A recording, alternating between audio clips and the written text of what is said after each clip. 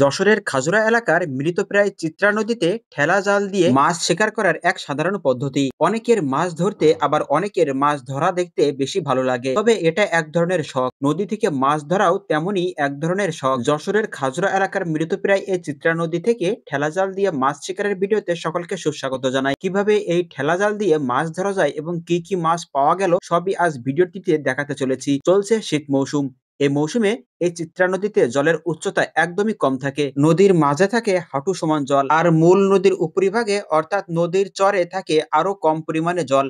আর এ সময়ে মাছ একটু বেশি পাওয়া যায় মূলত এই অঞ্চলে। তবে নদ নদী খাল বিল বা যেখান থেকেই হোক, ঠেলা জাল দিয়ে মাছ ধরতে হলে অবশ্যই আপনাকে শ্যাওলা আগাছা এইসব জায়গায় মাছ শিকার করার চেষ্টা করতে হবে। চিত্রা নদীর এই উপরিভাগের জমিগুলোতে এখন কাদা পানি প্রায়, এবং ছোট বড় অনেক রকম কচুরিপানা। আর এর ভিতরে রয়েছে অনেক রকম মাছ, যেমন পুঁটি, টাকি, গুতুম, জিয়েল, বেলে, খোলসে, চিংড়ি সহ আরো অনেক প্রজাতির মাছ। তবে ছোট মাছই পাওয়া যায় মূলত এই এলাকায়। ভিডিও চিত্রটিতে দেখা যাচ্ছে ঠেলা জাল দিয়ে মাছ ধরা। মূল নদীর উপরিভাগের জমিতে অল্প একটু জল, আর তার ভিতরেই ঠেলা জাল দিয়ে মাছ ধরলে এরকম অনেক রকম মাছ পাওয়া যাচ্ছে। বেশিরভাগ ক্ষেত্রে লক্ষ্য করা যায় পুঁটি মাছগুলো লাফিয়ে ওঠে এই জালের ভিতরে।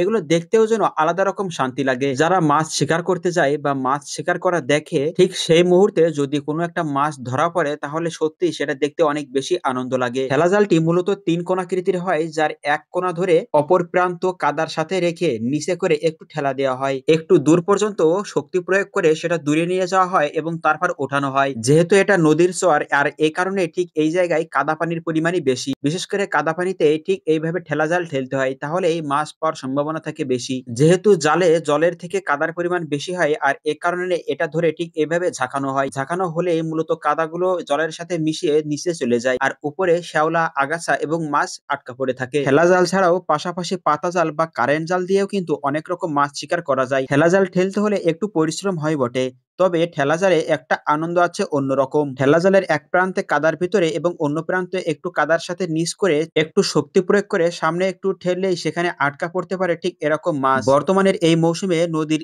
স্থান ভেদে কিছু কিছু জায়গায়, কিছু কিছু এলাকায় অনেক রকম মাছ ধরতে দেখা যাচ্ছে। আর এই সময় এই জলের ভেতরে এখানে যেন একটু মাছের পরিমাণ বেশি, কেননা প্রতিটা ঠেলাতে অর্থাৎ প্রতিটা খ্যাপে এখানে ৩ থেকে ৪টি, ১০-১২টা এবং কোনো কোনো খ্যাপে ২০ থেকে ৩০টা পুঁটি মাছও শিকার করা যাচ্ছে।